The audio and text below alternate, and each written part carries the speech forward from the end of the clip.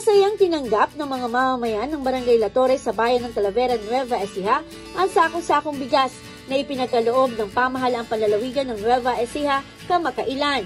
Ang nasabing pamamahagi ng bigas ay isang patuloy na programa ng Kapitolyo na nagsimula pa noong panahon ng pandemya upang mabigyan ng tulong ang mga Novo Ecijano. Ilan sa mga tumanggap ng tulong ay ang mga senior citizen na si Elisa Ferrer, Chudora Rirao at Mary Salazar. Ayon sa kanila, malaking tulong ang natanggap nilang bigas mula sa Kapitolyo na nagsisilbing suporta sa kanilang mga pang-araw-araw na pangangailangan. Pagpipili na lang namin ng pangangailangan. Tapos, bago. Malaking tulong ito. Kasi, katulad namin yung nahirap lang alansaka. Mahal ng bigas ngayon. Napakamahal ng bigas. Kaulang.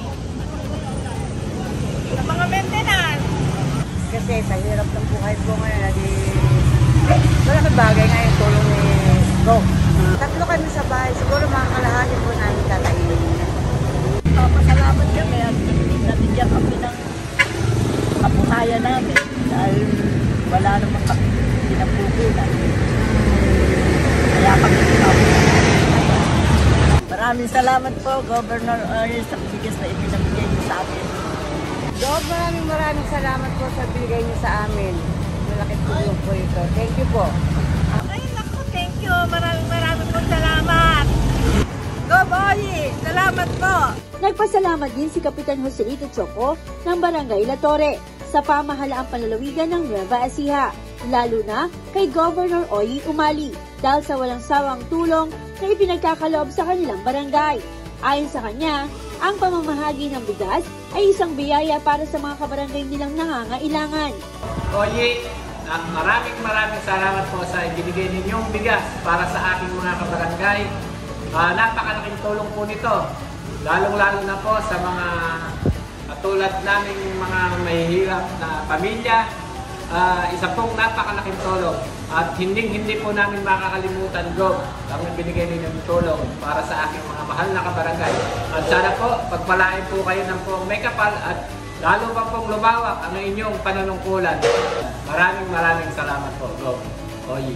Thank you po. Ang Team Kaunlaran ng Bayan ng Talavera sa pangunguna ni Mayor Nerito Santos Jr.